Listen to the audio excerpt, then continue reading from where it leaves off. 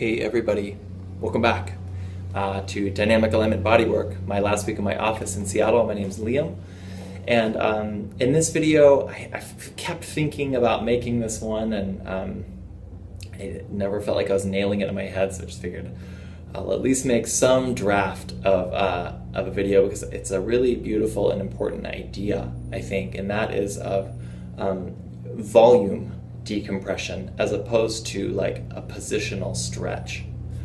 And my sense is, at least part of this is like why the yogis way back when, knew about the importance of breathing. And I actually don't know much about sort of if it's a branch of yoga, but certainly the asanas practices that I've done a little bit of, often the breath is really emphasized, and sort of the one control we have where conscious meets subconscious about the fluid pressure and the volumetric change of the body.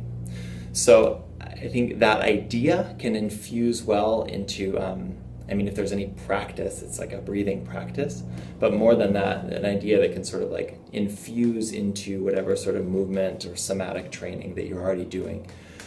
So a little bit more about what that means. So let's say I have a tight chest, right? And I'm sort of scrunched up here.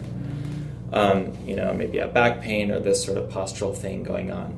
A lot of times we can think of the remedy like, oh, my front is tight, my back is too long, so I should stretch the front, right? So I get in a doorway, let's pretend a door is right here, and I'm opening up my chest, and maybe I turn my head, and I've shown some stretches like that, and imagine that's kind of commonplace to a lot of people maybe watching this video, where I get in front of a door jamb and kind of hang open or press into the door and open up my chest. There's lots of ways to do that. While I'm doing that, I'm breathing, right? Of course.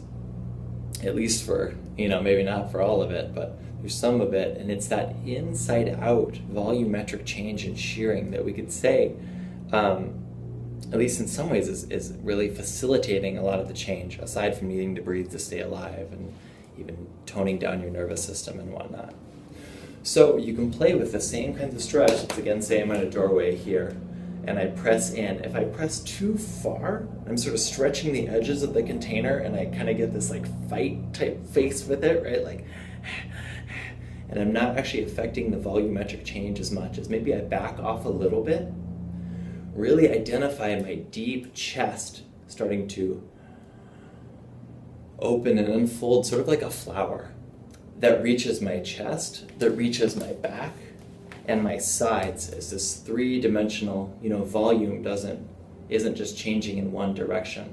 It can, right? But ideally we want this full kind of bloom. And then I start to get to the heart of why maybe this tissue is so tight in the first place, actually more of like a nervous system based thing. And as that tissue starts to find some more volumetric change and release, like I can even feel it at a subtle level, even in me, without doing a stretch, but just holding and having an increase in volume with breath. So for a lot of us, focusing on the back and sides, like thinking about breathing into those areas facilitates a change where you are breathing more into those areas.